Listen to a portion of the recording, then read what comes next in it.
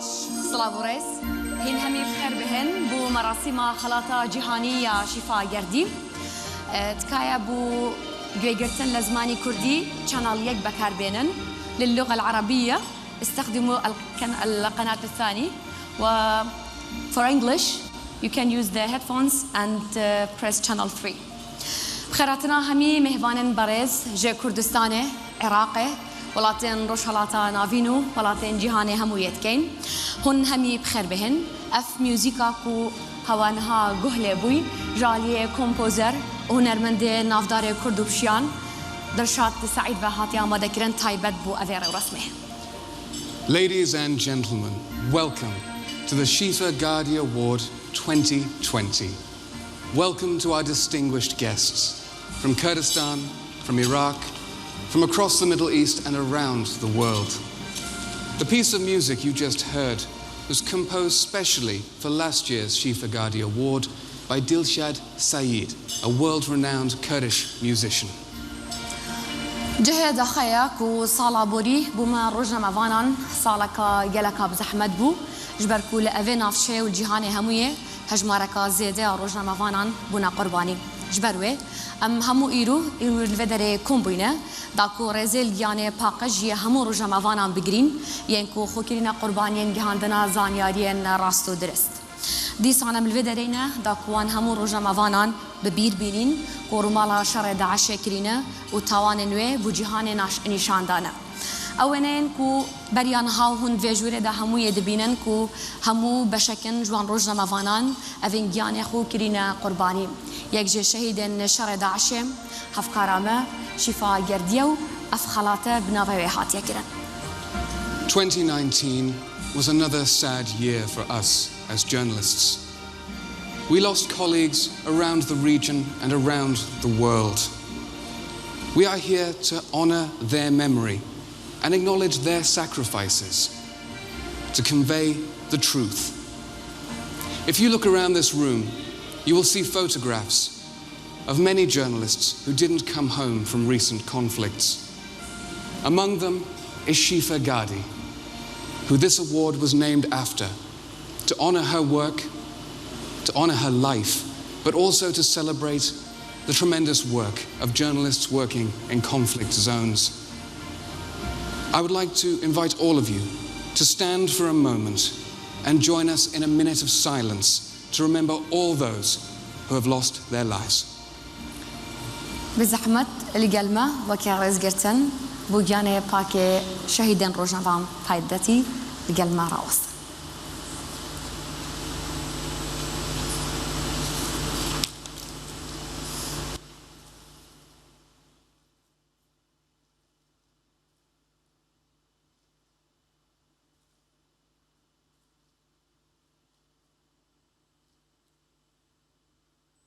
جالك سباس فرمون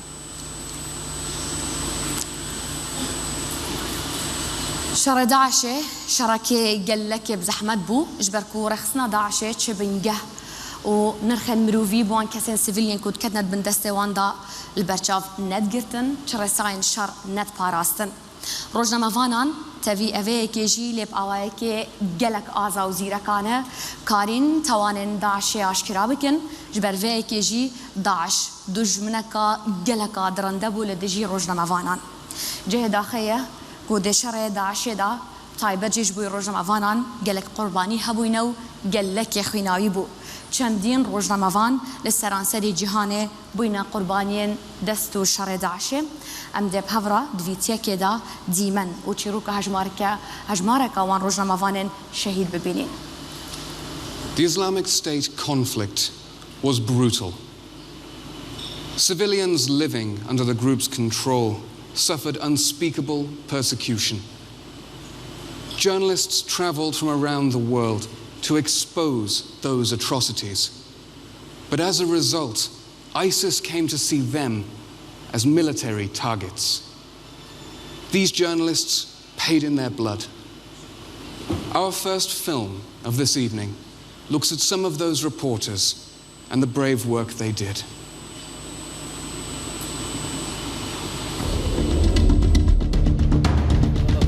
قربانی دستی داعش تەمموزی 2014 ئەو کاتی سەرهەڵدانی دەوڵەتی ئیسلامی مانشێتی سەرەکی هەموو دەستگاکانی هەواڵ بوو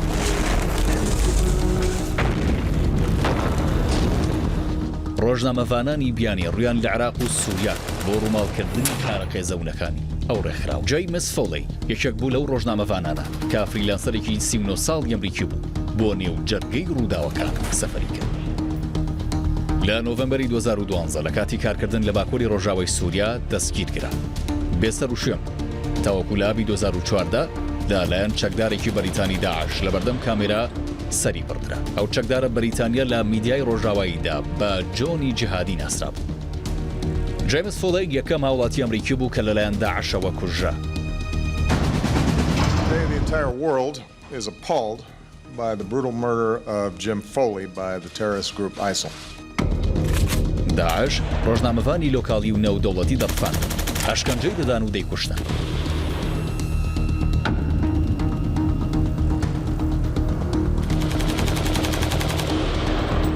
بە گوێرە راپۆرتەکان چەکدارانی داعش لە سەروی خۆیانەوە فەرمانی کوشتن و دەستگیرکردنی ڕۆژنامەڤانانیان پێدەدرا. ستیڤن سۆتۆف ڕۆژنامەڤانی ئیسرائیلی ئەمریکی لە دایکبووی 1983 ئەویش لەلایەن داعشەوە دەستگیر کرا. هاوشێوەی جێمس فۆڵی لە سەپتەمبەری 2014 سەری بڕدرا.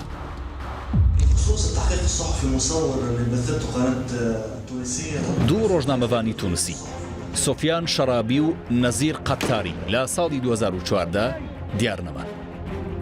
ساڵێک دواتر هەردووکیان لە لیبیا کوژران.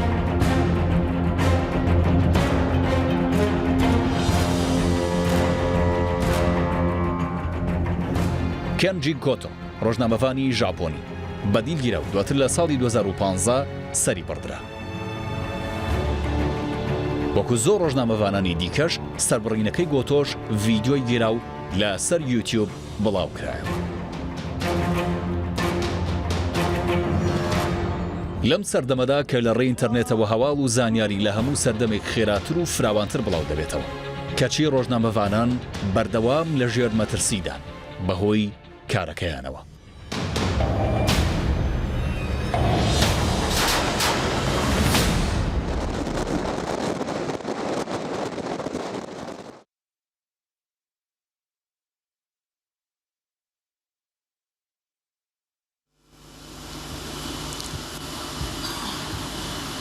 پشتی شەهیدبوونا شیفاگەردی تووڕامەدیاییە ڕووداوێ بڕیارداک و خەڵاتێکی جیهانی بناوێ بکە و ساڵانە بدە ڕۆژنامەڤانەکە ژن لە جیهانێ. ڕێبەری گشتیە تووڕامەدیاییە ڕووداوێ برێزاک و محەممەد دەخوازە بناوێ ڕووداوێ و بوردا خەڵاتە جیهانیە شیفاگەردی خەراتنە هەوا بکات. Following the death of Shifa Gadi, Rudaw Media Network created this award to celebrate her life and work, but also to honour the work each year of one female reporter. Ako Mohammed, CEO of Rudaw Media Network and a member of the board of the Shifa Gadi Awards, would like to welcome all of you to this evening's ceremony. Please welcome, ladies and gentlemen, Ako Mohammed.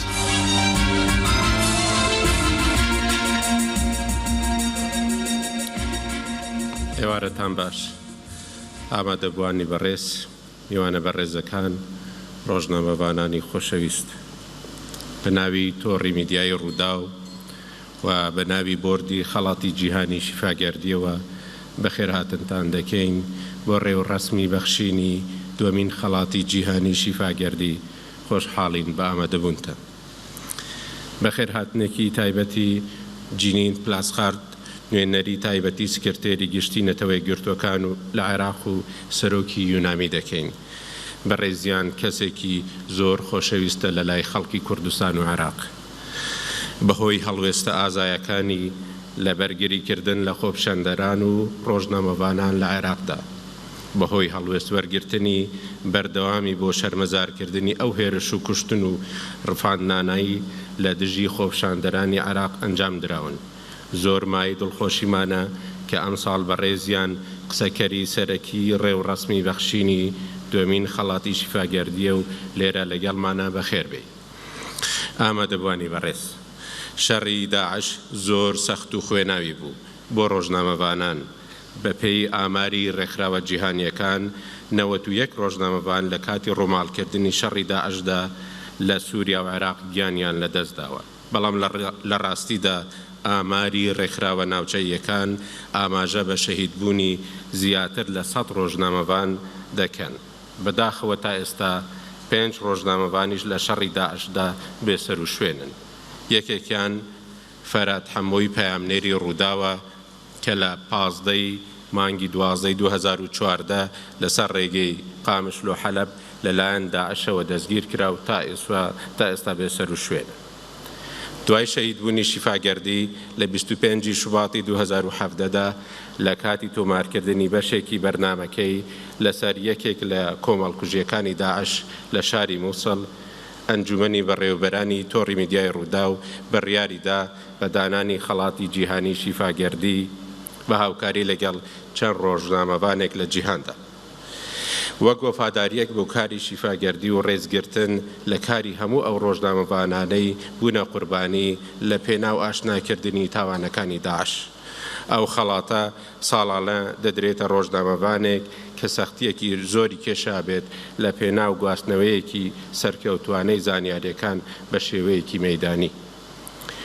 ئەو ڕۆژنامەوانەی ئەم ساڵ لەلایەن لیژنەی هەڵبژاردننی خەڵاتی جیهانی شیفاگەردیەوە وەک براوەی خەڵاتی شیفاگەردی دیاری کراوە بەڕاستی بەهۆی کاری سەختی لە پێناو گواستنەوەی زانیاریەکان لە شوێنەکانی جەنگ و ململانێ بەهۆی کاری بنکۆڵکاری و نیشاندانی ڕاستیەکان لە دەستگایەکی گەورەی جیهانیدا و بەهۆی کارکردنی بە بێدەنگی بۆ یارمەتیدانی لێقاوماوان شایانی ئەو خەڵاتەیە و پیرۆزبایی لێ دەکەین. بەڕێزان، هەرچەندە ساڵی ڕابردوو بە بەراورد لەگەڵ 16 ساڵی پێشووتر ساڵێک بوو کەمتر ڕۆژنامەوان تێیدا گیانیان لەدەستدا و کەمتر کوژران، بەڵام ژمارەکە هێشتا یەکجار زۆرە، چونکە 49 ڕۆژنامەوان لە ساڵی ڕابردوودا کوژراون و 389 ڕۆژنامەوان لەسەر کاری ڕۆژنامەوانی گیراون و ئێستا 250 ڕۆژنامەوان لەسەر کاری ڕۆژنامەوانی لە زیندانەکانی وڵاتانی جیهاندان. بەداخەوە لەو جیهانە فراوانەدا تەنیا 8% شوێنێکی ئارام و سەقامگیر و بێڕێگریە بۆ کاری ڕۆژنامەوانی، ئەوەش ئاماژە و هەڕەشەیەکی زۆر مەترسیدارە بۆ ئازادی لە جیهاندا. هەمیشە بەرهەمی ئازادی کاری ڕۆژنامەوانی کەمکردنەوەی گەندەڵی و زۆرداری و نادات پەروەریە. هەمیشە بەرهەمی ئازادی کاری ڕۆژنامەوانی بەڕێوەبردنێکی باشە. لەبەرەوەش ڕۆژنامەوانی کارێکی زۆر بەرزی مرۆڤایەتیە و هەر لەبەر ئەوەشە بەردەوام ڕۆژنامەوانە ئازا و ڕازگۆیەکان خۆشەویستی خەڵکن. بەڵام بەداخەوە هێشتا ڕێگریەکان زۆرن لە بەردەم کاری ڕۆژنامەوانیدا. پێشکەوتنی تەکنۆلۆژی سوودێکی زۆر بەرفراوان و بۆ سوودێکی زۆری بە فراوانبوون و کاریگەرتربوونی کاری ڕۆژنامەوانی گەیاندێ. لە هەمان کاتدا ڕوبەری ئازادی ڕادەربڕینی فراوان کردووە. کۆمەڵگەی نێودەوڵەتی بۆ یەکەم جار لە نیسانی 1991دا بڕیارێکی بۆ پاراستنی کورد دەرکرد. یەکێک لە هوکارە سەرەکیەکانی دەرکردنی ئەو بڕیارە لەلایەن ئەنجومەنی ئاسایشی نێودەوڵەتیەوە بەهۆی ئەو گواستنەوە فراوانەی کۆڕەوی خەڵکی کوردستان بوو لەلایەن دەستگا میدیایەکانی جیهانەوە. ئەوە بۆ خەڵکی ئەو ناوچەیە سەرەتای بینینی کاریگەری دەرکەوتنی ئازارەکانیان بوو لە ڕاگەیاندنی جیهانیدا. ئامادەبوانی بەڕێز، ئێمە کە ئەمڕۆ ئەو ڕێوڕەسمە دەگێڕین کە سوکاری هەموو شەهیدان و قوربانیانی شەڕی داعش بیر لە ئازایەتی و قوربانیەکانی کە سوکاریان دەکەنەوە. لێرەدا ڕێز لە هەموو ئەو شەهیدانە و فیداکاری هەموو ئەو هێزانە دەگرین کە بەشدار بوون لە تێکشەکاندنی داعشدا. گەلی کوردستان لە کاتی شەڕی داعشدا زۆر قوربانیدا، بەڵام ڕۆلی سەرەکیشی گێڕا لە ڕێگەگرتن لە بڵاوبوونەوەی داعش و هەروەها ڕۆلی سەرەکی گێڕا لە تێکشکاندنی داعش و کەمکردنەوەی مەترسیەکەی لە ناوچەکە و جیهاندا. دەڕندایەتی داعش بەرامبەر بە گەلی کوردستان بێسنوور بوو. کۆمەڵکوژیەکانی لە کوردستان، ڕفاندنی هەزاران کوردی ئێزدی نیشاندەرێکی ئاشکرای بەشێکی ئەو دوژمنایەتیە بە پلانەی داعش بوو بەرامبەر گەلی کوردستان. بەڵام ڕۆلی پێشمەرگە بە فەرماندەیی مەیدانی سەرۆکی هەرێمی کوردستان و فەرماندەی گشتی هێزی پێشمەرگەی ئەو کات بەڕێز مەسعود بارزانی و هاوکاری هێزی هاوپەیمانان ڕۆڵێکی گرنگی گێڕا لە ڕاگرتن و تێشکاندنی هێرشی داعش لە هەرێمی کوردستان و کۆبانی. بە تێکشکاندنی داعش لە شنگال و کۆبانێ سەرەتای تێکشکاندنی داعش لە مووسڵ و شوێنەکانی دیکەی عێراق و سووریا دەستی پێکرد. هەروەها هێزەکانی سووریای دموکرات ڕۆڵێکی سەرەکیان گێڕا بە هاوکاری هێزی هاوپەیمانان لە تێکشکاندنی داعش لە ڕۆژاوای کوردستان و سووریا. بە هەمان شێوە هێزە عێراقیەکانیش لە عێراقدا. ڕۆژنامەوانان ڕۆڵێکی ئازایانەیان گێڕا لە نیشاندانی تاوانەکانی داعش و ئازایەتی هێزەکان لە بەرەنگاربوونەوەی داعشدا. ئێمە لە تۆڕی میدیای ڕوودا و وەک هەمیشە بە هەموو توانای خۆمان هەوڵ دەدەین بۆ درێژەدان بەکاری شیفاگەردی و هەموو هاوکارەکانمان. باوەڕمان بە پیرۆزی کارەکەمان زۆر بەهێزە. ئامادەبوونی ئێوە لەو ڕێو ڕسمەدا ڕێزگرتنە لە گیانی پاکی هەموو ئەو ڕۆژنامەوانانەی ئازایەتیان نواند لە گواستنەوەی زانیاریەکان و گیانی خۆیان کردە قوربانی لە پێنا و گواستنەوەی ڕاستیەکاندا. زۆر بەخێر بن.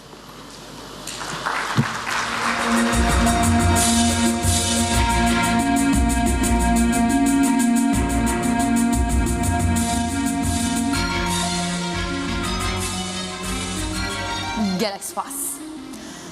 Şifagerdî li 25 Sibata sala 2017 çû ser çala xefse li bajarê Mosilê da ku komkujiyeka dinya Daişê aşkira bike û bernameya xwe ya taybet Fokus Mosil ku bi derecahiya şerê Daişê pêşkêş dikir û beşekî ji wê nizîkî sengerên şer amade dikir. Li wî demî ew fermandeyek ku bi daxivî pêwî dikeve ser mayneke çandî di encamê da wî fermandeyî şîfagerdî û 5 kes ji hêzên ewlekariya Iraqê canê xwe ji dest da û hevkarê me kameramanê Rûdawê Yunus Mustafa bi giranî birîndar bû. Çîroka jiyana şîfagerdî gelek ya Kurd e lê pir e ji bûyerên giring. Nimuneyeka biçîkirî ye ji jiyana her takekê Kurd ku pir e ji derdeseriyan. On February 25th, 2017, Shifa Gadi was in Mosul. She was there to create a segment for her program, Focus Mosul. Following a story lead, she traveled to the site of a suspected ISIS mass grave. Standing there on the edge of this great pit, she interviewed an Iraqi commander. That commander stepped on a landmine. It killed him, it killed Shifa, and it killed 5 other members of the Iraqi security forces. Rudaw's cameraman, Yunus Mustafa, was also seriously wounded in the blast. Shifa's life was cut short all too soon. But we see her short life almost as a microcosm of the same aspirations and struggles of the Kurdish nation itself. We shall now watch a short film about the life and work of Shifa Gadi.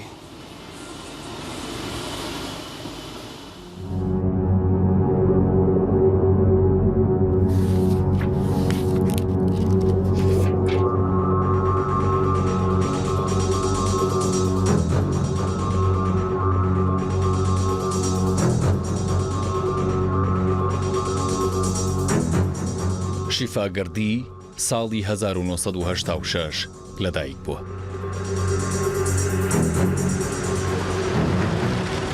بنەماڵەکەی چەندین ساڵ بەدەستەوی ڕژێمی سەددامەوە ئازاریان چەشت.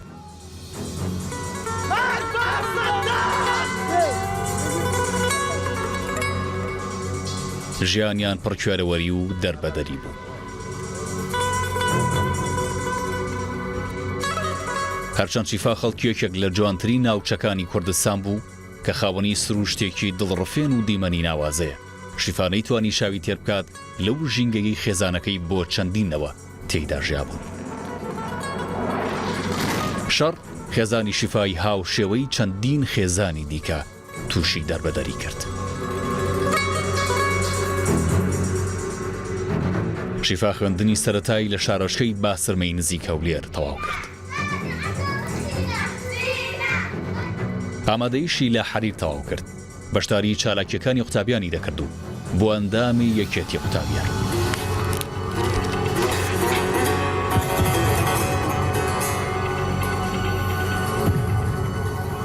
ساڵی 2006 بەشی زانستی کۆمپیوتەری لە پەیمانگای تەکنیکی هەولێر تەواو کرد.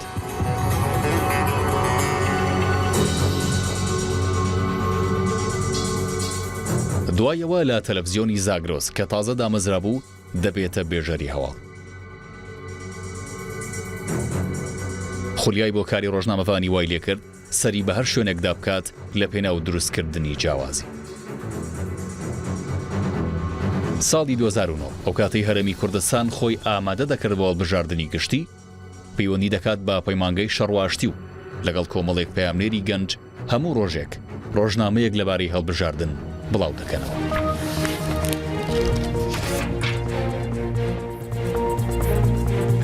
دەم باش تەماشەوانی نێژاد گەلمە بن بۆ پێشکەشکردمان و جێر.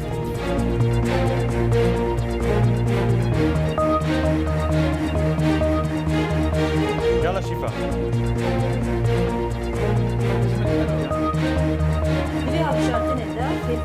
سێ ساڵ دواتر واتە ساڵی 2012 بەشێکی نوێی ژیانی شیفا دەست پێ دەکات.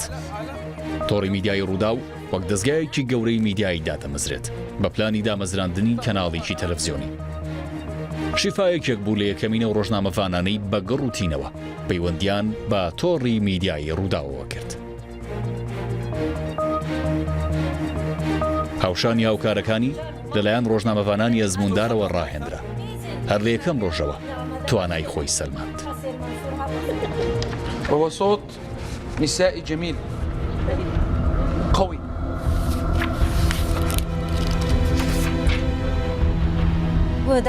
دوای کەمتر لە ساڵێک هەر لە ڕۆژی دەستپێکردنی پەخشدا شیفا بۆ ڕوخساری تەلەڤیزیۆنی ڕوودا و بەشدار بوو لە پێشکەشکردنی یەکەم بوڵتەنی هەواڵ لە مایسی 2013. کارکردن لە ژووری هەواڵ خۆشەویستی شیفای بۆ کاری میدیایی بێستر کرد. بەردەوامیدا بە خوێندن لە بوارەکەیدا و ساڵی 2014 لە زانکۆی سەلاحەدین بڕوانامەی با کالۆریۆسی لە بواری ڕاگەیاندن بەدەستێنە. شیفا بۆ ناوێکی ناسراو لەلایەن ملیۆنان کوردی نێوخۆ دەرەوە. جگە لە هەواڵ چەندین بەرنامەی جیاوازی پێشکەشکردن هەمیشەش بەدەم داواکاری هاوکارانیەوە دەچوو کە پێویستیان بە هاوکاری بە. چەندین بواری جیاوازی ڕووماڵ دەکرد. مژار و میوانەکانی ڕنگدانەوەی ڕەهەندی سیاسی، کولتوری، ئابووری و کۆمەڵایەتی ڕۆژ بوون. شیفا خۆی تەرخان کردبوو بۆ کارەکەی. ڕێزی لە هاوکاران و کەسانی نامۆژ دەکرد. پاڵنەرەکانی کارکردنی بریتی بوون لە بەرزی کوالێتی کار، بێلایانی و دەستگرتن بەکاتەوە، هەروەها سەرکردەیەکی خۆڕەسک بوو. وەکدانان بە بەرهەی سەرکردایەتی شیفادا ڕوودا و شیفای کردە بەڕێوبەری بەشی ئاوتپوت. بەرپرسی ناوەڕۆکی هەموو ئەو بابەتانە بوو کە لە تەلەڤیزیۆن و ڕادیۆ پەخش دەکران. بەپەرۆشەوە ئەم ئەرکە گەورەی گرتە ئەستۆ.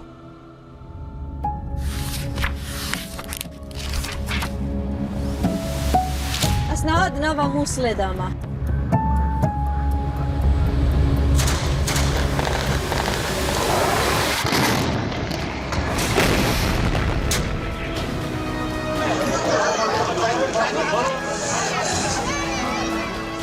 لە نیوەی دووهەمی 2016 ئۆپەراسیۆنی فراوانی سەربازی سوپای عێراق و پێشمەرگە و هاوپەیمانان تۆڕە هەواڵیەکانی جیهانی سەرقاڵ کرد.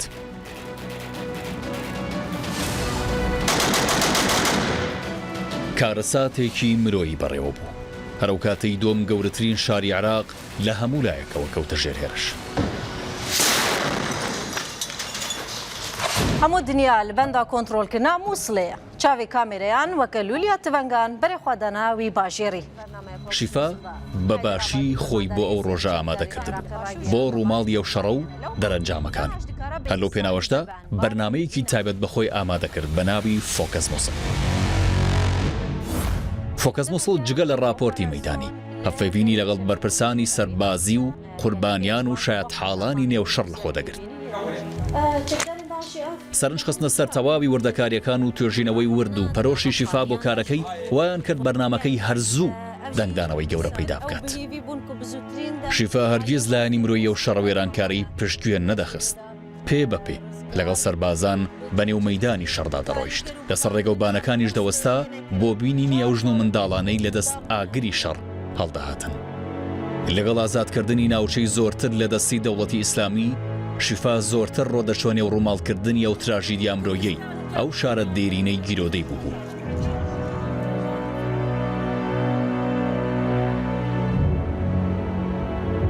دەنگۆی هەبوونی گۆڕێکی بە کۆمەڵ لە دەوروبەری مووسڵ کەوتو بە ژێر سەرنجی شیفا.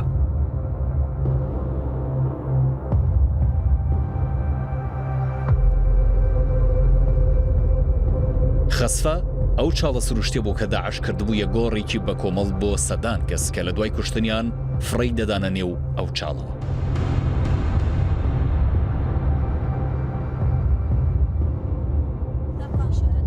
ڕۆژی 25 شوباتی 2017 شیفا بە یاوەری کۆمەڵێک سەربازی عراقی چووە سەر ئەو چاڵە. دوجار سەرچاوی ئەو چیرۆکەی دەستکەوت کە چەندین ڕۆژ بوو بە دوای داگەڵ بوو. کامێراکان ئامادەکرا بوون، بەڵام بەدلەوە سەربازێکی عراقی پێی لە بۆمبێکی داعشەڵم بوت.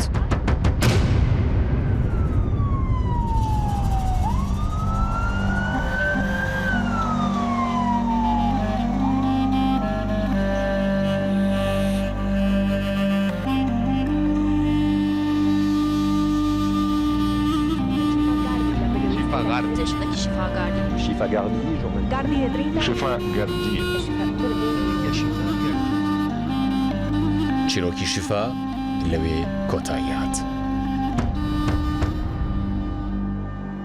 تەقینەوەی بۆمبەکە گیانی شیفای لەگەڵ خۆی برد. مردنی شیفا دڵی گەلێکی خێر لە خۆنەدیوی شکاند. کۆمەڵگەی ڕۆژنامەڤانانیش یەکێک لە ئازاترین ئەندامەکانی لەدەست چوو.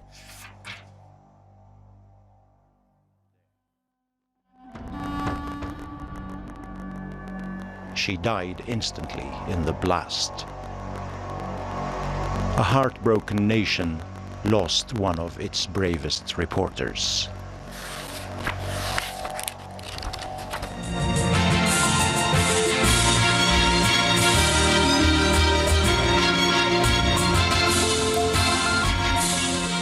میوزیک و هنەرە ئاسترانێ و پێگوتنێ دەشینی و شاهی و هەمی کومبوونێن کورداندا هەمی گاوا هەبووینە. ئەڤە هەموو پێگڤە تێکەڵی ترۆفیا خەڵاتە جیهانیە شیفاگەردی بووینە. دێ کۆمپۆزەر و هونەرمەندێ ناودارێ کورد دڵشاد سەعید و زێدەتر تێکەڵی سروتا بێ مەراسیمە بکە. Music is at the very heart of the Kurdish national culture.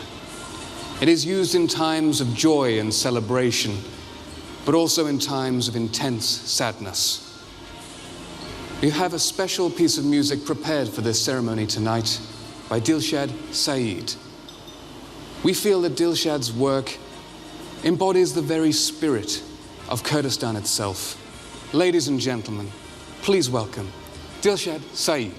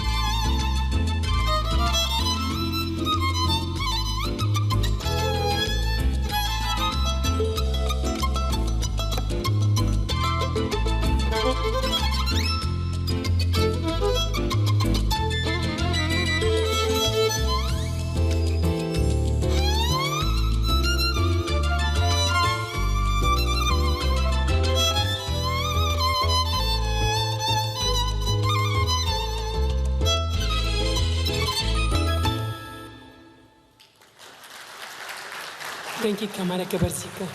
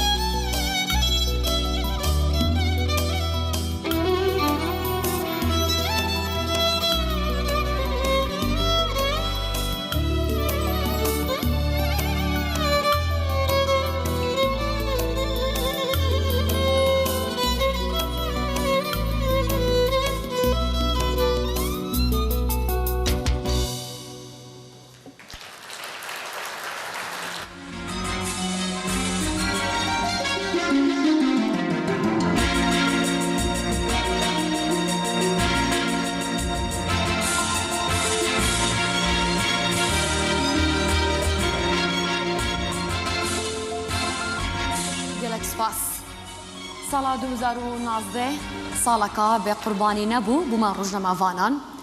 ساڵا بووری یامە ڕۆژنەمەڤانان لە جیهانێ ساڵەکە پڕ بوو ژێوە گوهەستنا نوچەیان جێ ئاشکراکردنا زانیاریە نهێنی داکو جیهان و ژیانە مرۆڤان باشتر ببە.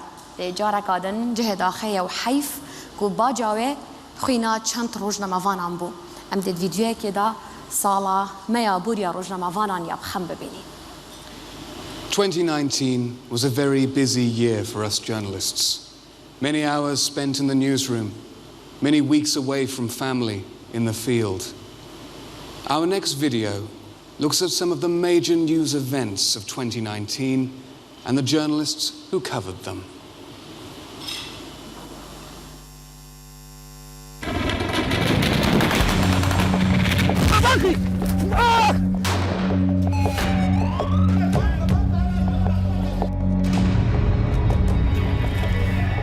لە زۆر وڵات ڕۆژنامەڤانان دەکرێنە ئامانج ئەوەش لەبەرەو ڕۆڵی لە پێناو کۆمەڵگەیەکی ئازاد و خاوەن زانیاری تێگێڕن.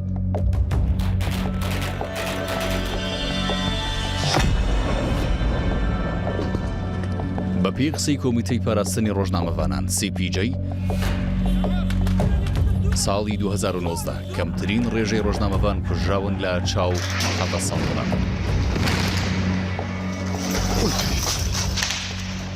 نەبەر چاو کۆر بوو.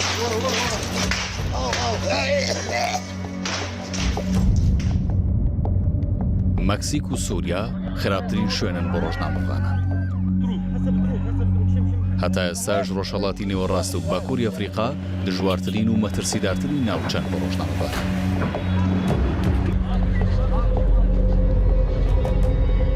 هەرچەندە ژمارەی ڕۆژنامەڤانە کوژراوەکان بەراورد بە ساڵی 2018 بەڕادەیەکی کەم دابەزیوە، بەڵام هێشتا سووریا وڵاتێکی زۆر مەترسیدارە بۆ کارکردنی ستافی میدیایی، وەک یەمەن، لیبیا و عێراقیش بە هەمان شێوە مەترسیدار. بەدەر لە شەڕ و قەیرانە گەورەکان سەدان ڕۆژنامەڤان لەو ناوچەیە دەست بەسەر ژمارەیەکی زۆریان بێدادگایی بەدکراوە. ساڵی 2019 مەکسیک و سووریا کوشندەترین وڵات بوو بۆ ڕۆژنامەڤانان.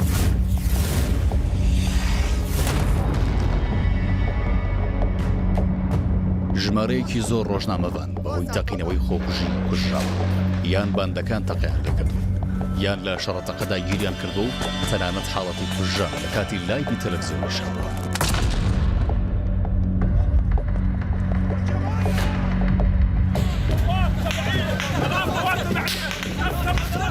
هەتا ئێستا عێراق شوێنێکی مەترسیدارە بۆ ڕۆژنامەڤانان. ساڵ نییە ستافی میدیایی ڕوبەڕووی هەڕەشەی کوشتن و پێشێلکردنی ئازادە مەدەنیەکان نەکرێنەوە. سانسۆر، هەڕەشە، توندوتیژی جەستەی و هەراسانکردنی سایبەری دەرخەری هەموو ئەو گرفتانن کە لە هەموو شوێنەکانی جیهان سەرئێشە بۆ کاری ڕۆژنامەڤانی دروست دەکەن. بەپێی راپۆرتی ڕێکخراوی پەیامنێرانی بێسنۆر دژایەتیکردنی ڕۆژنامەڤانان و بەکارهێنانی توندوتیژی لە دژیان بۆتە هۆی زۆرتربوونی ترس. ژمارەی وڵاتانی کە بە وڵاتی ئارام دادەندرێن بۆ کاری ڕۆژنامەڤانی بە شێوەیەکی بەردەوام ڕوو لە کەمبوونەوەیە. لە هەمان کاتدا وڵاتانی نادیموکراسی بەردەوامن لە سنووردارکردنی میدیاکان. ئەم ڕۆژنامەڤانانە لە ساڵی 2019دا لە ناوچە جیاجەکانی جیهان گیانیان لەدەستاوە.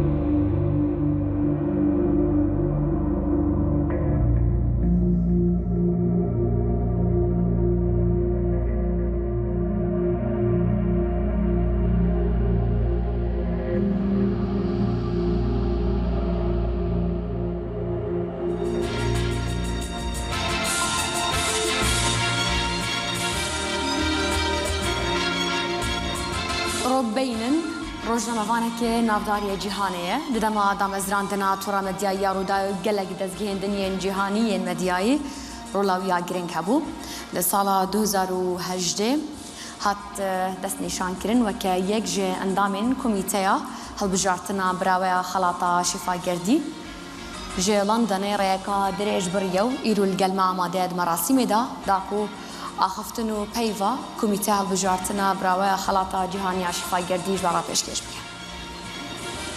Rob Beynon is a celebrated journalist and media executive. He played an integral role in the creation of Rudao Media Network and other outlets around the world. He's also a member of the board of the Shifa Gadi Award and plays a role in choosing our winner each year. He's flown here from London to speak for us here in Erbil tonight and deliver a message on behalf of the committee. Ladies and gentlemen, welcome Rob Beynon.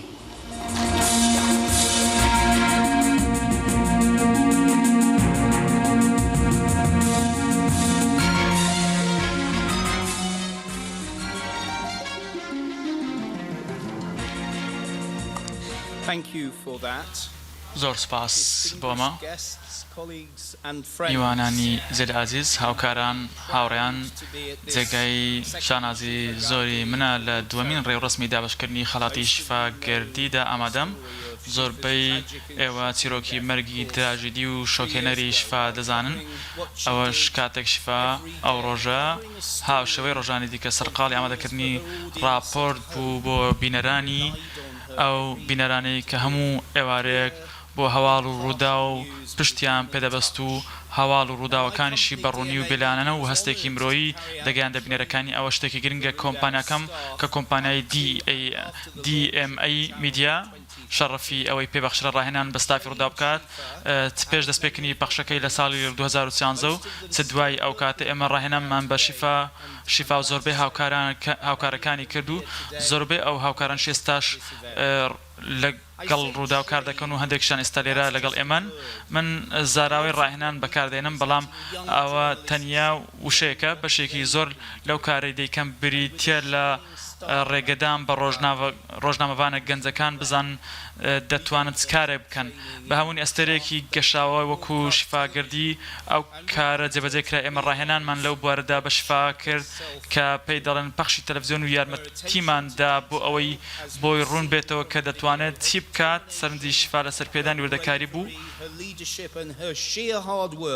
ئەو خاوەن پابەندبوون بوو ئازاتێکی تایبەتی هەبوو کەسێک بوو کە خەسڵەتی سەرکردایەتی و ئەنجامدانی کاری سەختێ و هیچ کام لەوانش ئاسان نییە بەڵام ئەگەر ئەوانە پێکەوە دابنی و هەستی مرۆڤ دۆستیان بۆ زیاد بکەیت ئەو کاتە شیفاگەردیت هەیە شیفا بەو هەستی مرۆڤ دۆستیەوە خۆی لەگەڵ بینەرەکانی تاو توێ دەکرد و هەر بۆیە ئەوانیش متمانیان پێدەکرد هاوشێوەی باشترین پامێر و میدیاکارەکان شیفا هاوکارێکی خاوەن زانیاری خۆشەویست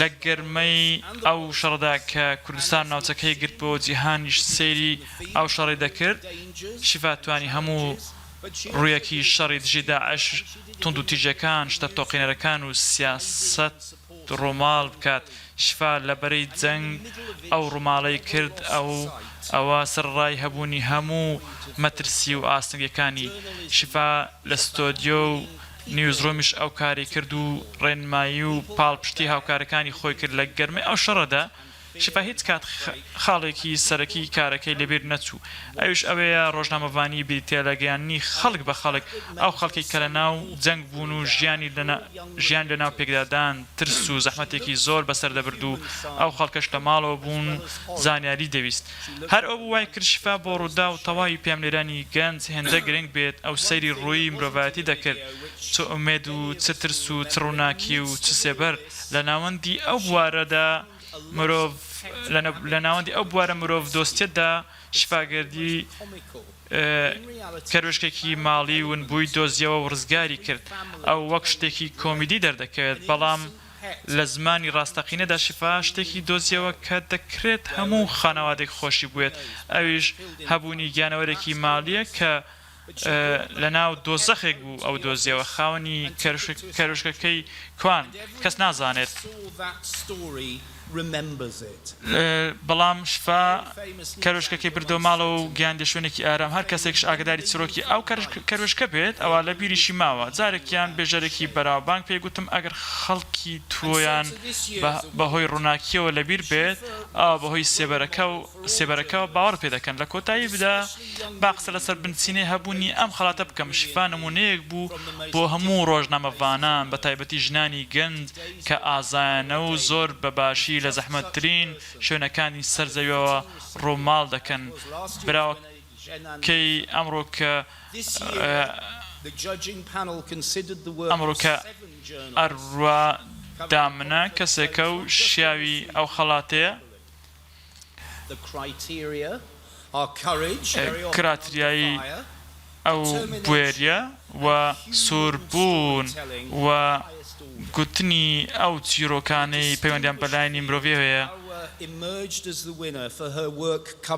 ئەم ساڵ لیژنەی دادوەری هەڵسەنگانی بۆ کاری حوت ڕۆژنامەمان کرد کە ڕۆماڵی بەرەکانی جەنگیان کردووە ئەوە نەکتەنیا لە ناوچەکە بەڵکو لە سەرانسەری جیهان بەرمایەکی سەرەکی هەڵسەنگاندنە کە بریتە لە ئازایەتی سووربوون و توانای چیرۆکی گەرانەوە ئێمە زۆر خۆشحاڵین کە ئەو هەر ئێستا لە ئیدلیب گەڕاوەتەوە لە سووریا دوای ئەوەی کە ئەومان هەڵبژارد وەکو براوەی خەڵات ئەو هەندێک لە راپۆرتی زۆر باشی ئەنجامدا ئەو کەسێکە کە قوربانیەکە پڕ بوو لە خۆشەویستی و خۆشەویستێکی زۆری پیشانداوە ئەگەر سەیری ماڵپەڕی CNN بکەین ئەوە پێم وایە دەبێت لەوێەوە وۆڵێک دروست بکرێت بۆ هەموو ئەوانەی کە قوربانیان داوە لە کاتی خزمەتکردنی ڕۆژنامەڤانی دەبێت ئەمەش بۆش بکەم کە هیچ کات ڕوودا جیاوازی لە نێوان ژن و پیاو نەکردووە ئەوش بە درێژایی ئەو کاتەی ئێمە لەگەڵ ئەو کەناڵە بووین ژنان دەتوانن لە هەموو بارودۆخێکدا ئەو کارە بکەن کە پیاوانش دەیکەن ئەوەی ڕاستی بێت لە گۆشەنیگای ئەزمموی خۆشمەوە دەڵێم ژنان زۆر جار کاری باشتر پیاوان دەکەن تێگەیشتن لەم ناوچەی جیهان ئاسایی نێو گەورەترین بەشی تایبەت بەم خەڵاتەیە هەر بۆیە ئەم ڕێزگرتنە لە یادەوەری و گەورەی مۆدیلێک لە ئێستا و داهاتوو هەموو ئەوانەی شفاگەردی کاریگەری لە سەریان هەبوو.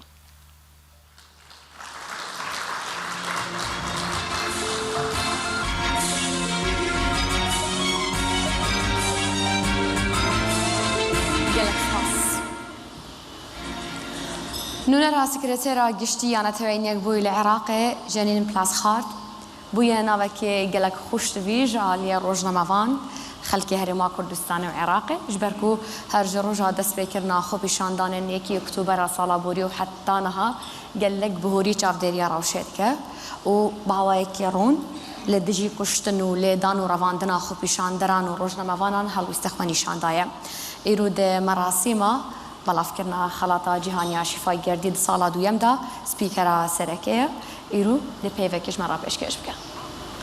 Janine Hennis Plashat is the United Nations Special Representative for Iraq. She has been at the very heart of the international community's response to the crises here in Iraq and the Kurdistan region. More recently, she has closely monitored the mass protests taking place in Baghdad and in cities across Iraq. She has consistently raised concerns about the kidnap, torture, and killing of protesters. For her dedicated work, we thank her. It is a privilege this evening to have Janine as our top speaker. Ladies and gentlemen, welcome Janine Hennis Plashat.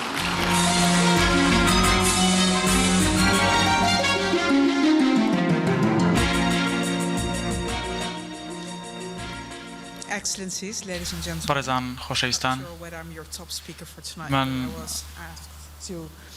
خۆشحاڵم کە ئەمڕۆکە هەرچەندە تۆپ سپیکەر نیم لێرە بەڵام هەندێک وشە دەخەمە ڕوو بحەق هەر حەق بەناحەقم گوتووە ناحەق لەو ڕۆژ لەدایک بووم ئەمە لەلایەن شاعری کلاسی کوردی مەحوێوە نووسراوە کە لە ساڵی 1837 تاکو 1990 ژیاوە ئەوەی ئەو کاتە ڕاست بوو بێت ئەمڕۆژ هەر بەڕاستی دەمێنێتەوە شەڕەفێکی گەورەی کە لەم بۆنە گرنگەدا قسەتان بۆ دەکەم بۆ ئەوەی تێش بخەمە سەر بەشداریە زۆر بە ئەقدارەکانی ڕۆمالکردن لە بەرەی جەنگدا لە ڕاستیدا ڕۆمالکردن لە بەرەی جەنگ لە کاتی شەڕدا زۆر گرنگە بۆ دەرخستنی کۆژانەکان لەسەر بەرزی واقع گرنگە بۆ گوشارخستنە سەر هەموو لایەنەکان بۆ ئەوی جەنگ بۆستێن گرنگە بۆ دانانی بەردی بناغە بۆ ئایندێکی باشتر جیهان پشت بەڕاستیەکان دەبەستێت کە دەگەردرێنەوە بەڵام بۆ ئەوەی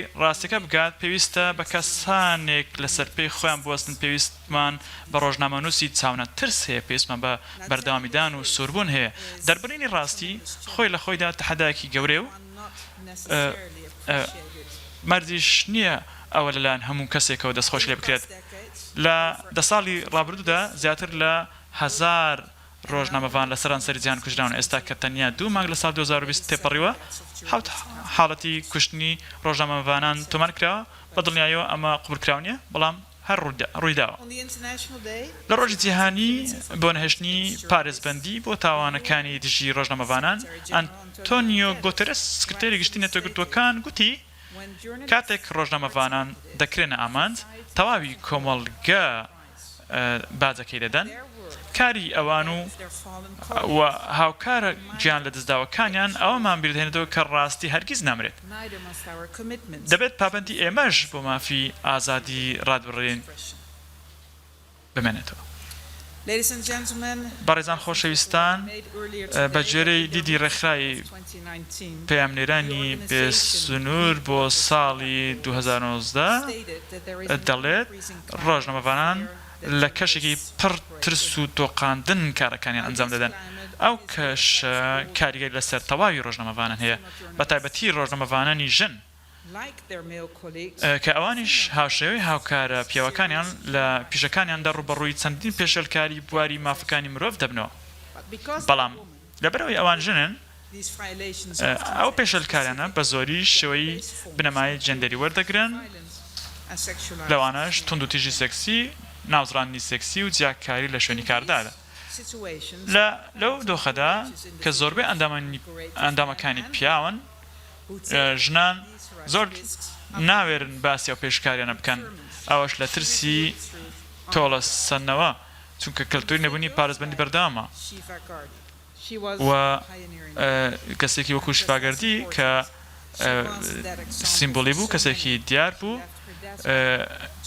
ئەو نمونەی چەندان ڕۆژنامەوانی دیکە بوو کاتێک ئۆفیسەکەی جێهێشت و چۆ مووسڵ بۆ ڕووماڵکردن لەبارەی ئازادکردنی مووسڵ بەداخەوە ویستی ئەو بۆ لابردنی پەردە لەسەر کارە قسەکانی داعش بەهۆی مەرگی پێشوەختەی ئەوەش بەهۆی مادێکی تەقەمەنە نزیک گۆڕێکی بە کۆمەڵ لە ڕێگەی ئەم خەڵاتەوە گەورەی شیفاگەردی بەردەوام دەبێت ئەوە دەرخستنی ڕاستیەکان و گەشانەوەی ئەستێرەیەکە لەلایەن برێکەوە وەرگری خەڵاتی ئەم ساڵی شیفاگەردی زۆر زیرەکانە بەڕێگەی ڕێگەیاندنی ڕاستیەکان و ڕوبەڕبوونەوەی مەترسیەکان دا تێپەڕیوە ئەوەش بە گوێگرتن بۆ ناخی خۆی ئەو لە هەمووی گرنگتر ئەوەی ئەو لە راپۆرتەکانیدا هەمیشە کاریگەری شەرمان لەسەر ژیانی خەڵک سادە و بیردەهێنێتەوە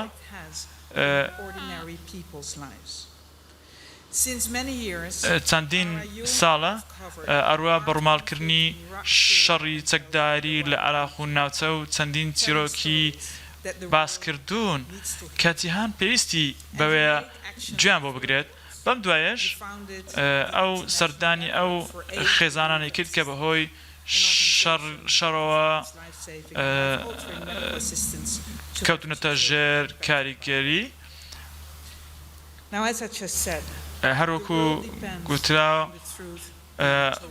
ئەوەی کە جیهان پشتی بەدەستێت ڕاستیەوە دەبێت بگوترێ و جیهان پشت بە ڕۆژنامەوانانی وەکو ئێوە دەبەستێت و هیواخوازن ئێوە و هاو پیشەکانتان بەهۆی ئەوە کارەکانتان ڕێگریان لێ نەگیرێت هیوادارین کە ناهاوکارەکان هەرگیز لە گیانی ڕاستی مەیدان نەبوو بن. زۆر سپاس بۆ هەمولایەک.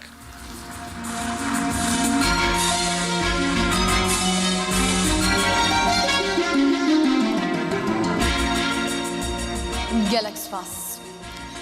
Arwa daymen rojnamavâneka navdariya cîhanê rojnamavâneke ku ji cihên alûs û yên perê alûzî zanyariyên durist vedguhêzîtin. Gelek caran ketiyet rewşên gelek bi zehmet û dijwar da û taybet jî li şerê Mosulê li şerê dijî Daişê da li Mosulê gelek demjimêran jiyana ketiyet metirsiyê da nûçegehana dezgehekî mîdyayî yê navdar e bi bêdengî harîkariya wan kesan ketiyên ku tûşî nexweşî û dîsan derdeseriya dibin. Bi rastî jî ji hejî xelata ev sale ya cîhaniya şîfagirdiye. Arwa Damon is a celebrated international journalist who works for CNN. She has covered some of the most dangerous conflicts of the 21st century. While reporting on the Mosul offensive, she came under intense fire and was lucky to escape with her life. We are honouring her today. I would like to invite you all to watch a short film about the life and work of Arwa Damon. ISIS fighters are on them, and they're receiving incoming mortar fire that ISIS. And that's assuming that they would even be able to do so because they say there's still. Arwa Damon لە بۆستن لەدایکێکی سووری و باوکێکی ئەمریکی لەدایک بووە. ئەمە فرەتە بە توانایە ڕۆژنامەوانێکی بە توانای لێ دەرچوو کە لە عێراق، لیبیا و سووریا ڕووماڵی وێرانکارترین شەڕەکانی سەدەی 21 ڕۆژهەڵاتی نێوەڕاستی کردووە. ڕاستیەکەوەیە من شەڕ دەناسم زۆر بە باشی چەندین جار بینیومە کە چۆن شەڕ دەتوانێت ڕۆحی کەسێک وێران بکات. ئەمە فرەتە بوێرە ئەڕوا دەیمنە.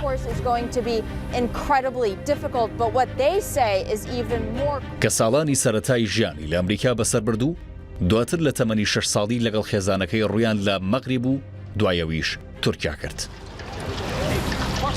لە دوای هێرشەکان 11 سەپتەمبەر ئەڕوا چوو عێراق و لەگەڵ دەستپێکی شەڕەکە لەوێ بوو.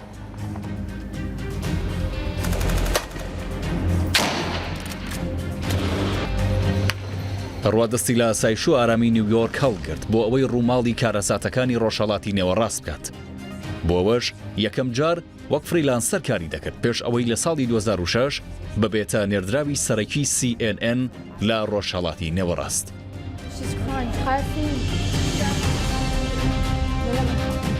لای دەیمن پەیامنێری باش دەبێت لە شوێنی ڕووداوەکە بێت بۆ ئەوەی دەستی بگاتە کرۆکی چیرۆکەکە. Any civilians, but you do see the traces of the life that was. شو الأخبار لوين رايح؟ على أرفا لوين؟ السويد. He's going to Sweden with his family. يلا كمل على الطريق حبيبي. بەدەر لە کارەکەی خۆی وەک ڕۆژنامەوان ئەو ڕێکخراوێکی هاریکاری مرۆییشی لە لوبنان دامەزراندووە بۆ ئەوەی چارەسەری پزیشکی پێشکەش بە منداڵە پەنابەرە سووریەکان بکات. لە کۆتاییەکانی 2016 دەیمن چەندین هەفتە لە عێراق مایەوە بۆ ئەوەی ڕووماڵی ئۆپەراسیۆنەکەی مووسڵ بکات. کاتێک لەگەڵ هێزە تایبەتەکانی عێراق چۆن ناوچەکانی ژێردەسەڵاتی داعش.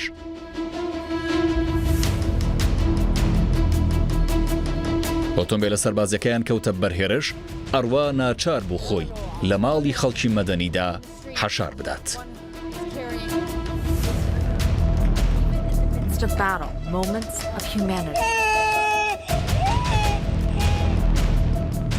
بۆ ماوەی زیاتر لە 28 کاژێر دەیمن هاوکارەکانی و سەربازە عێراقیەکان کەوتبوونە داوی چەکدارانی داعش کە لەو کاتەدا گەماروی خانوەکەیاندا بوو. The front line has moved right next to the house where we have sheltered. لە کۆتاییدا سوپای عێراق ڕزگاری کردن.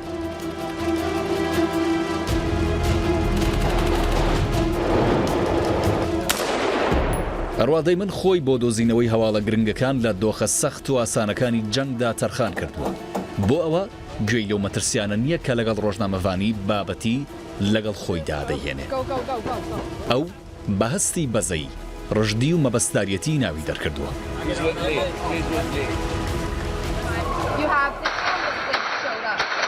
هەروادەی من پەیامنێری نێودەوڵەتی سینیەری تۆڕی CNN و لە نووسنگەی ئەو تۆڕە لە ئیستەنبول کار دەکات.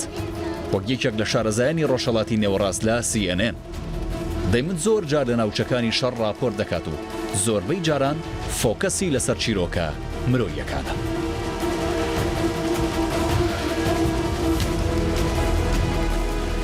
This was one of the main ISIS security.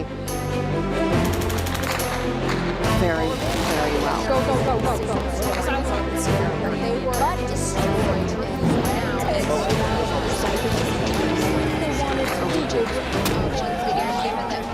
Thank you so much for sharing this story with us and for talking about the journalist's role when covering it in these countries. Thanks so much.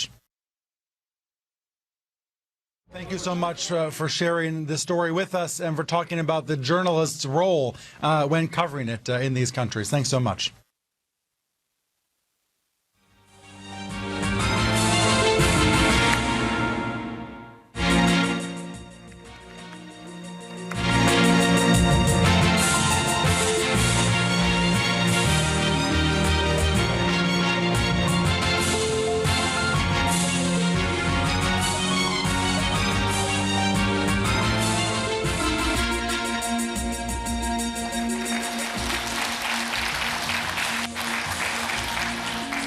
اف تروفيه يا خلاطه شفا گردیج عالیه هنرمند کردی له نشتجه ترانه حمید نیک خواه دروست کرن تدا جن آزادی کار روزنامه‌وانی و جهانی بون هاتیه تکل کرن ده خلاطه وج عالی نور تایبت یا سکرتری گشتی یو ان جنین پلاس خارد و بتا پیشکش کرن جبوی روزنامه‌وان نافدار یا CNN اروا دایمن. The trophy you see here, this design, it was designed by Tehran-based artist Hamid Nikha.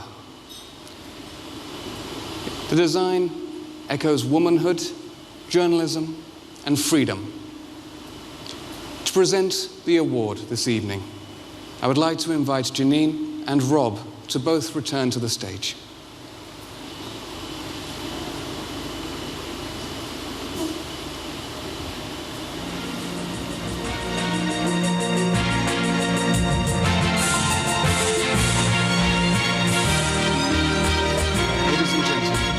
Welcome, Arwa Damon.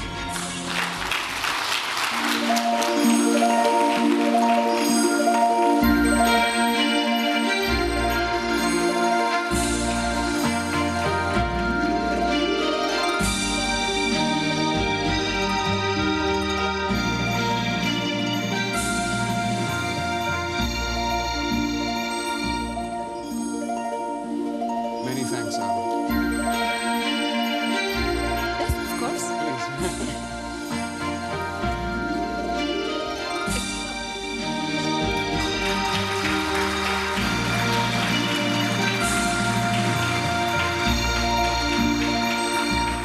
Thank you very much. Many congratulations, Arwa. Please, if you'd like to offer a few words. Beguman. Thank you so much. زۆر سپاس بەڕاستی جێگای شانازیە بەڕاستی جێگای سپاسگوزاریە کە ئەمڕۆ کەلێرەم سڵاو لە هەمولایەک هاوڕێیان خۆشەویستان میوانە بەڕێزەکان خێزانی شیفا ئەندامانی ئەوانەی کە ئەویان خۆشەویست زۆر سپاس ئەم جۆرە ئیڤنتانە هەمیشە پڕن لە عاتیفە بڕن لە هەست سۆز چونکە لەلایەکەوە ئەمە جێگای ئەو پەڕیشانازیە بەڵام لەلایەکی دیکە ئەمە هەمیشە هیوا دەخوازین کە پێویستمان بە ئیڤنتێکی لەم زۆرە نەبووە ئەمە ئەو جیهانەیە کە شیفا شەڕی بۆی دەکرد لە پێناوی دەجەنگاوە ئەم ئەو جیهانەیە کە هەمومان لە پێناوی دەجەنگین ئەمڕۆکە ئەوە دیارە ڕێکەوتووە کە ئەمە لێرە ئامادەین لە یادی کوژرانی ڕۆژنامە نووسێکی دیکە هاوپیشێکی دیکە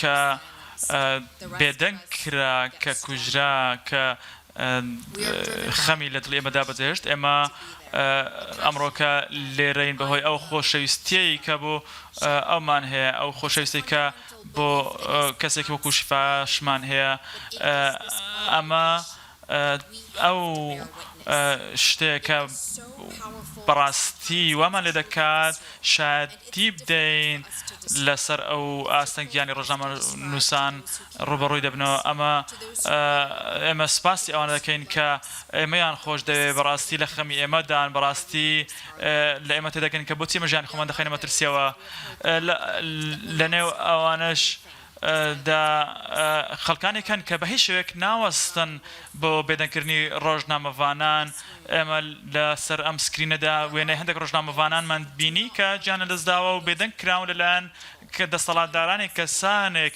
بەڵام ئەمەمانەی وان نییە کە پەردەی ڕەش و لایەنە ڕەشەکانی ئەم جیهانە بشاردرێنەوە ئەوانە بۆ ئەوە هەوڵیان داوە کە ژیانی خەڵک و ڕاستەکان لە شوێن سەختەکان بخەنە ڕوو ئێمە باوەڕمان وایە لە ناخماندا کە پێویستە بەردامین لەو شەڕە و بەو هیوای لە ڕۆژێک ئێمە زیاتر پەردە لەسەر ڕاستەکان لا بدەین وە بەردامش دەبن لەو شەڕەدا ئێمە نەک تەنیا لەسەر تەلەڤیزیۆن لەسەر ڕۆژنامەکان بەڵکو لە چەندین دەرچە و لە چەندین میدیای جیاوازدا لە تویتەر لە تۆڕە کۆمەڵاتیەکان ئینجا چالاکوانی تۆڕی کۆمەڵاتی پێرن ئێمە چەندین کەسانمان هەن هەمیشە هەوڵ دەدەن ڕاستەکان بخەنە ڕوو ئێمە بەردەوام لەژێر هێرشداین ئینجا لەلایەن کەسانێک بن کە لەسەر تویتەر شتەکانیمە بێ بنەما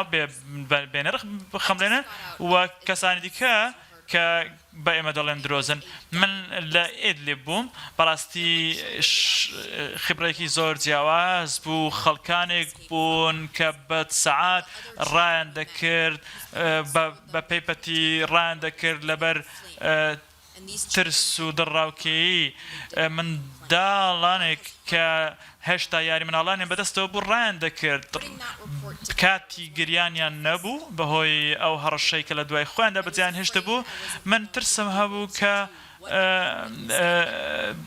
ترسم هەبوو لەوەی کە ڕووماڵی شەڕێکی دیکە بکەم دژوارتر لەوەی کە لە ڕابردوودا بینیومە چەندین خێزان کە ئێمە پرسیارمان لێ دەکرد پێمان دەگوتن کە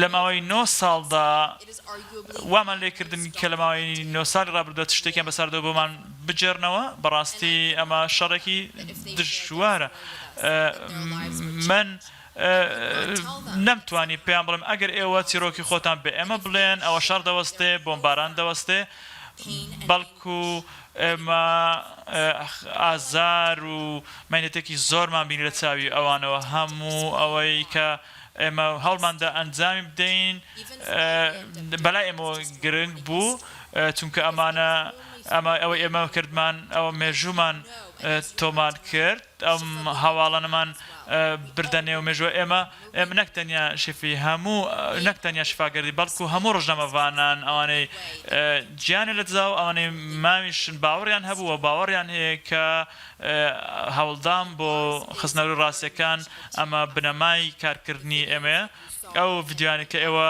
بینیتان و زۆربەی ئەو کاران ئێمە ئەنجامان داوە ئەمە لەلایەن تیمێکەوە ئەنجام درەوە ئێمە بەتەنیا نەبووین تیمێکمان لەگەڵا بوو کامێرەمانەکەمان هەموو ئەم دیمەنانیان پیشان دەدا کە من دەمویست ئەو دیمەنانە بکەمە وشە بە وشەش بیان لێم ڕۆژنامەوانان شتێکی بەنرخیان هەیە وەکو ئێمە ئەوش ئەو چیرۆکانی کە ئێمە بۆیان دەڕۆین ڕاستیەکان دەخینە ڕوو ئێمە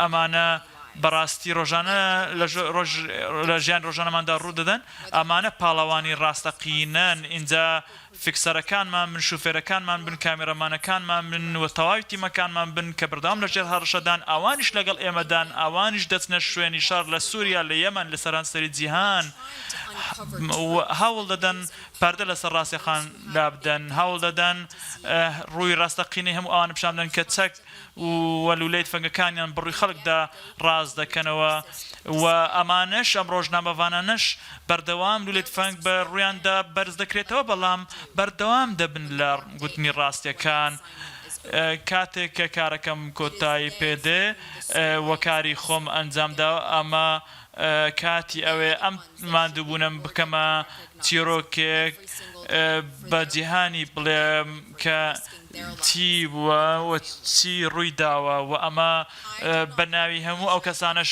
ئەم کارە ئەنجام دەدەم کە ژیانیان لەدەستداوە من لە ڕێگەی هاوڵەکانی و لە ڕێگەی چیرۆکەکانی و شفاگەردی مناسی چەند چیرۆکێک کە لە قوڵایی دڵماندا ماوەتەوە چیرۆکێ پڕ لە خۆشی و خۆشەویستی و لە ئازایەتی هەروکو خۆتان بیستتان و بینیتان کە ئەم پێزانینەوە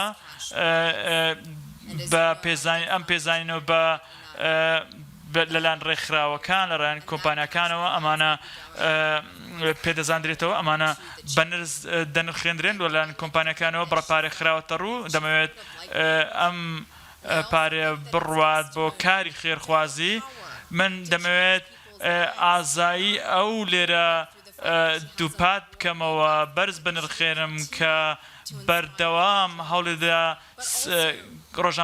ڕۆژنامەوانە گەنجەکان سەرسامی خۆی بکە سەرسامی کارەکانی بکە هەرچەندە ئەو لە ڕووی فیزیکۆ ئێستا لەگەڵ ئێمەدا نییە بەڵام ئەو دەتوانێت دۆخی خەڵکی منداڵانی سووری بگۆڕێت منداڵانێک کە بتوانن بگەڕنەوە سەر کار و پیشەی خۆیان بگەڕێنەوە قوتابخانەکان سەرڕای ئەو شەڕی کە هەیە من لە ڕێگەی ئەو ئینارەوە لە ڕێگەی ڕێکخراوی ئینارەی خێرخوازیەوە هەوڵ دەدەم پارە بۆ کاری خێرخوازی خەمەڕۆ چونکە پێم وایە کە دەسەڵاتی ڕۆژنامەوانی ئێستا بێدەنگ دەگرێت چونکە ئێمە بەردەوام لە ژێر هێرشداین لە ڕووی فیزیکیەوە لە ڕووی میدیاییەوە ئێمە هێرشمان دەکرێتە سەر ئەمەش لە پێناو چی لە پێناوی ڕۆژنامەوانان دەیکەن کە دەبینن کەسانێک بەهۆی ئەو هەڕەشانی لەسەریانە دەقیژێنن ئەوان دەچن ڕاستەکان بخەنە ڕوو و شانازیەی کە بۆ یادی شفاگەردی و سەدان ڕۆژنامە نووسیتکە کە کوچراون من پەیمان دەدەم دووپات دەکەمەوە کە ئێمە خۆمان بەدەستەوە نادەین چونکە هەتاوەکو ئەگەر بزانین ئەو راپۆرتانەمان جیاوازێک دروست ناکە ئێمە ناوەستین لە خستنەوەی ڕاستەکان ئێمە شەڕ دەکەین بۆ ئەوەی بڵێین کە مێژوو لەلایەن دەسەڵاتدار ستەمکارەکانە و نانووسێتەوە بەڵکو مێژوو لەلایەن ئەوانە دەنووسرێتەوە کە هەوڵ بۆ خستنەوەی ڕاستەکان دەدەن ئەمەش لە پێنا ئەوەی کە ناوەکانی داهاتوو بزان کە لەمە ڕابردوودا چیرۆداوە هیواخوازین کە ئەمانەی بەسەر ڕۆژنامەوانان جارێک دیگە دووبارە نەبنەوە سپاس بەم لایەک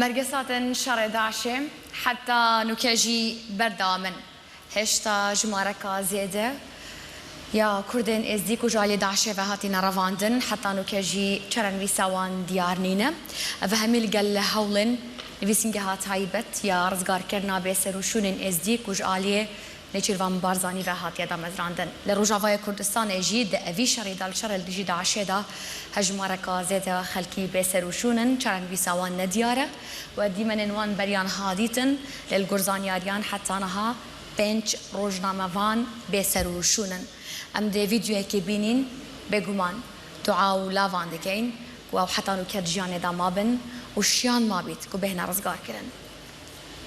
The death of friends, family and colleagues is agony. But when they go missing without a trace, that is a different kind of pain. To this day, many thousands of Syrian Kurds are still missing. Many thousands of Yazidis, men, women and children, are still unaccounted for. The Kurdistan Regional Government has worked tirelessly to try and return many of those abducted by the Islamic State. To our knowledge, there are at least 5 journalists still missing in action. Our next piece is about the missing, and while we watch, let us pray for their safe return.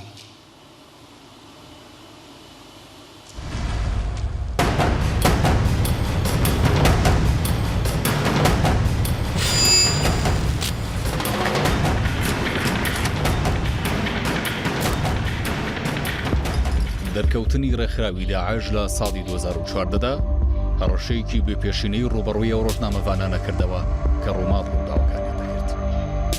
تەنانەت لە دوای ڕاگەیاندنی شکستێنانی ڕێکخراوی داعشیش هێشتا ژمارەیەک ڕۆژنامەوان لە سووریا و عێراق بێسەر و شوێن.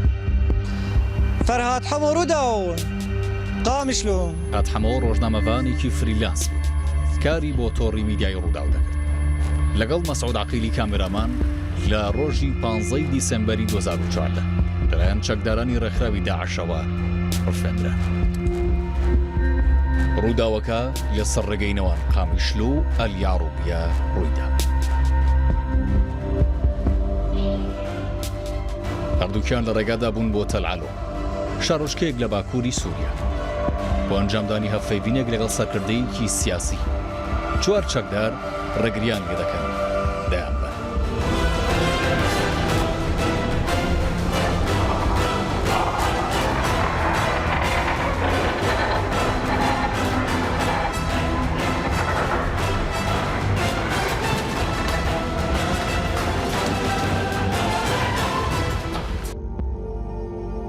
مەسعود عەقیل دواتر لە سپتەمبەری 2015دا ئازاد کرا. چەکدارانی ڕێکخراوی داعش لە ڕۆژی 12 حوزەیرانی 2014 کامەران نەجم کە ڕۆژنامەوانێکی فۆتۆگرافەر بوو لە مەلا عەبدوڵڵای نزیک کەرکووک دەستگیر دەکەن. کامەران ڕووماڵی شەڕیێزەکانی پێشمەرگە و چەکدارانی ڕێکخراوی داعشی دەکرد لە نزیک کەرکووک. کامەران و فەرهاد و ژمارەیەک ڕۆژنامەوانی دیکە لە نێوان ساڵانی 2014 و 2016دا لە کاتی ڕووماڵکردنی شەڕی دژی ڕێکخراوی داعش بێسەر و شوێن بوون.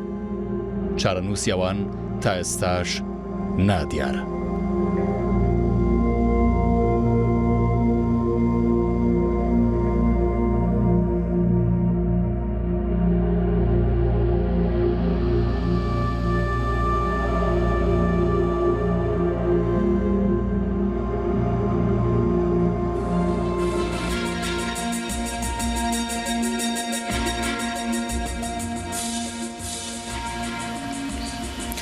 ڕووماڵکردنا شەڕێ داعشێ گەلەک یا بزەحمەت بوو هەن ناوەندێن مەدیایی دەخواستن ناوێ بکەنە شەڕێ جیهانیە سێیە.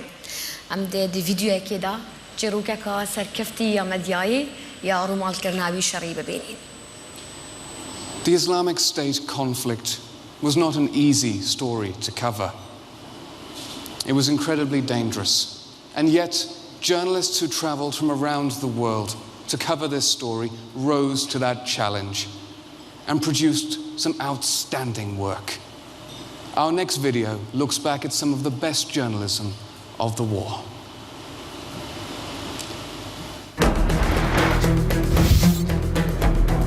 کۆنتڕۆڵکردنی بەشێکی زۆری خاکی عێراق و سووریا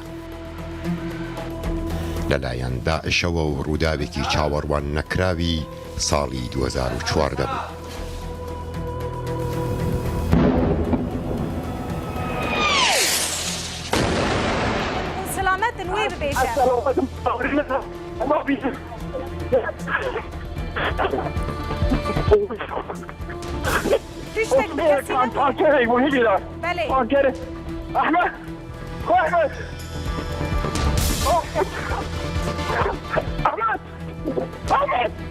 هێویدار هەر کەس سلامەتە هێویدار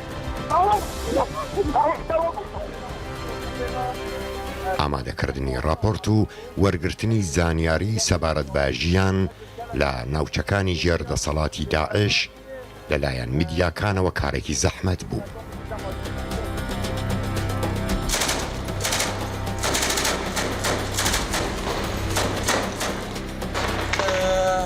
شرط الناس هنا 4 مقابلين راپۆرتکردن سەبارەت بە شەڕی بەرەنگار بوونەوەی داعشیش زۆر مەترسیدار بوو.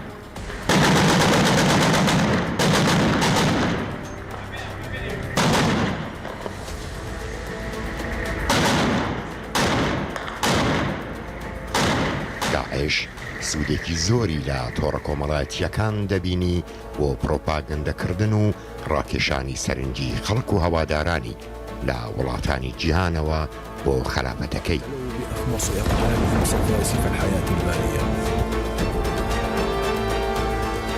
ژیانی میلیۆنان خەڵکی ژێر دەسەڵاتی داعش ڕۆژ بە ڕۆژ سەختتر دەبوو. داعش نەیدەویست دیمەنی ڕاستەقینەی خەلافەتەکەی بگاتە دەرەوە.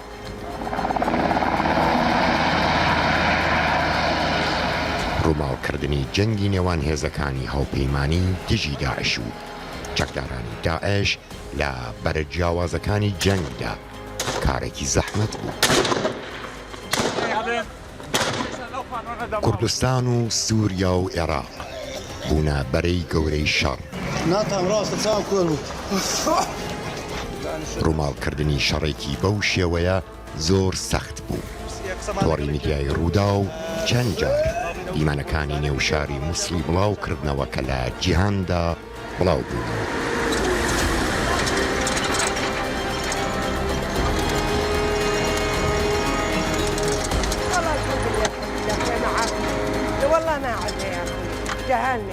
دوای دەستپێکردنی شەڕەکە بە فراوانی لە ڕێگەی تۆڕی پەیامنێرەکانیەوە ڕووماڵێکی وەردی شەڕەکانی دەکرد. هەر لە ڕەبیعە و شەنگالەوە ژبەر ئاڵۆزیە ڕەوشێنها ئەم لە چار دەبن قادا شەر بجێ بهێلن تاوەکو گوڵاڵە و خوڕمات و کۆبانی. دواتریش شەڕی کۆنتڕۆڵکردنەوەی مووسڵ، ئەو شارەی کە بە کۆنتڕۆڵکردنەوەی داعش پایتەخت و لایەکی خەلافەتەکەی لەدەستدا. لە ڕووداودا ڕووماڵی شەڕ و مەرگەساتەکانی مرۆڤ بەدەست داعشەوە زۆر بە وردی دەگوازران.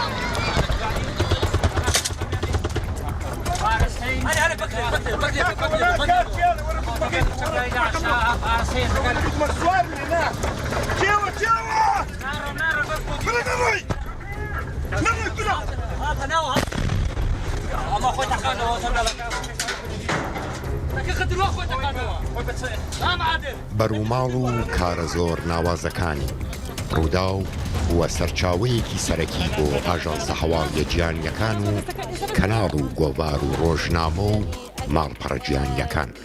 لەوانەش ئاژانسەکانی هەواڵی ئاسۆشیتد پرێس و فرانس پرێس و کۆمەڵی ئوروپایی ئاڵوگۆڕی هەواڵ و زانیاری ئەنیکس.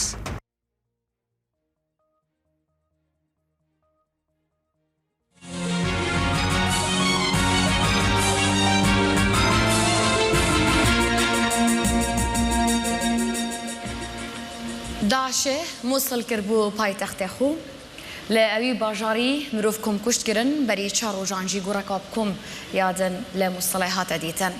لە ئەوی باژاری شارستانیەتە هزاران ساڵان تاڵان و وێران کرد. نەدەهشت کەس چه چاڵاکیên هونەری یان کولتوری ئەنجام دەت. هونەر نەهشت لە ژیان بەردەوامە و بهێزتر تیپەکە هونەری ژێ مووسڵی هاتینە هەولێرێ تاکو سترانان ببەردەوامیە ژیانێ ببێژن. The Islamic State proclaimed its so-called caliphate in the Iraqi city of Mosul. As a result of its misrule and the campaign to retake the city, much of the millennia-old civilization, its culture, architecture, and arts, were annihilated. This was an immense loss to humankind. But all hope is not lost. We are very lucky to be joined by a group of young musicians who are going to do our final performance for the night. Can I welcome our Moslawi musicians to the stage?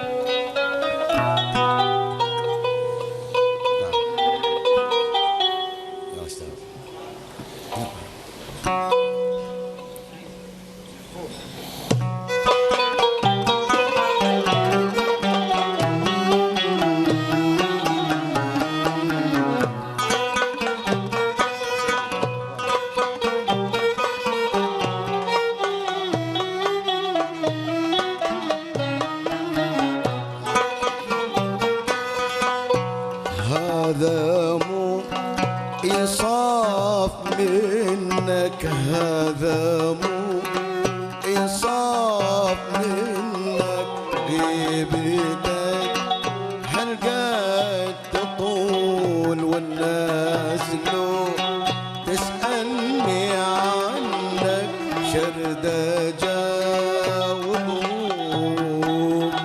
شقول، الناس لو تسألني عنك شرد أجاوبهم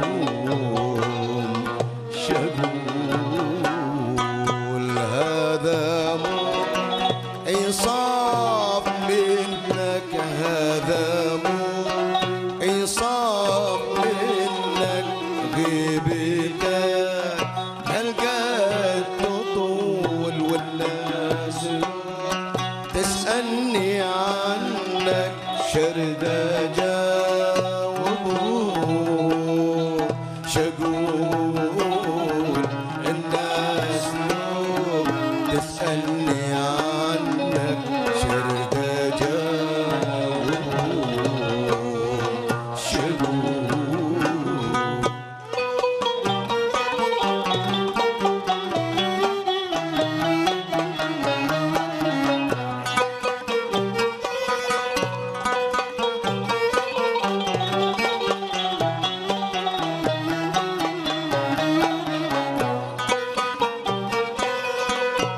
قلبي خليته يتجوى نار هجرانك تلوى،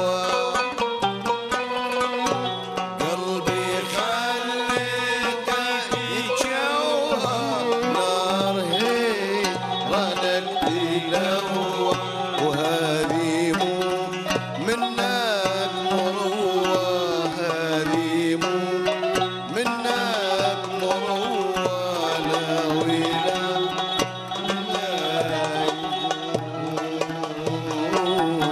والناس لو تسألني عنك شرد أجاوبهم شقول، هذا مو إنصاف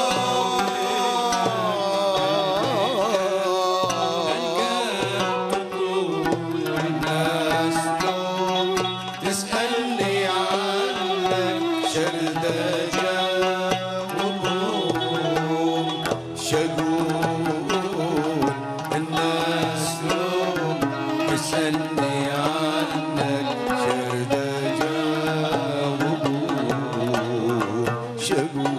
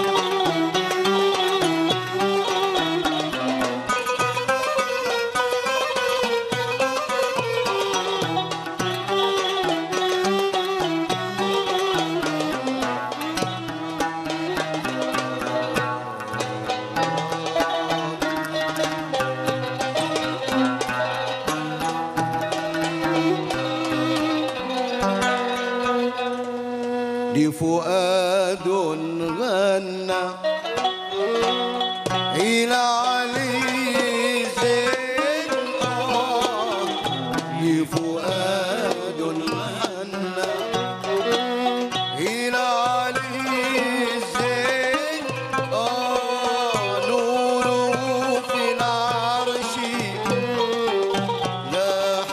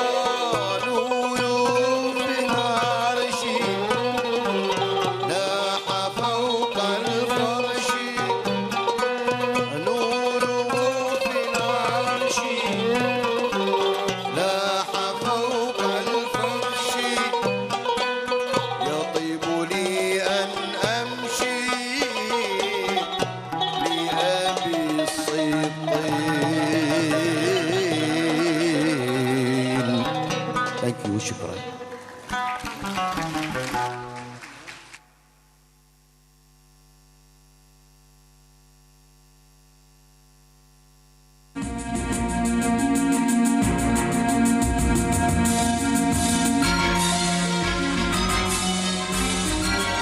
gelek spas bu ahamiya ku evruka hûn li duyemîn merasîma xelata cîhaniya şîfa gerdîl gel mebûn tora medyaya Rûdawê gel komîteya xelata cîhaniya şîfa gerdî vî dixwaze ku rêzê li şehîd tê şîfa û hemî rojnamevanên dinyên ku di şerê Daişê de bûne qurbanî ve evî xelatî rêzê li wan bigire.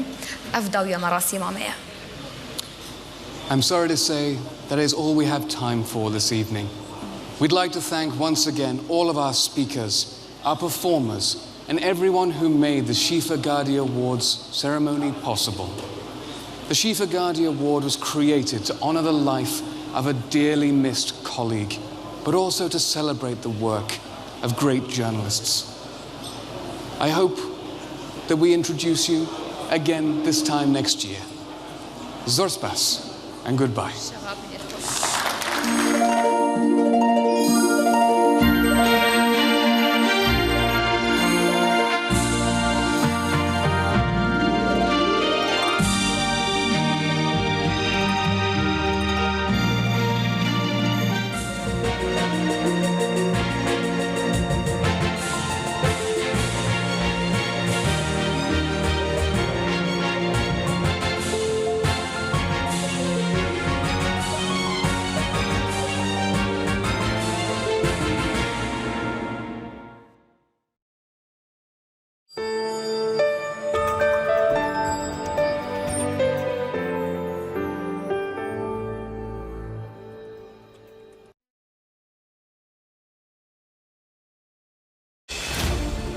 هەموو ناشرینیەکان پیشانە دەین لە پێناو جوانکردنی ژیان بۆ خەڵکی هەرێمی کوردستان.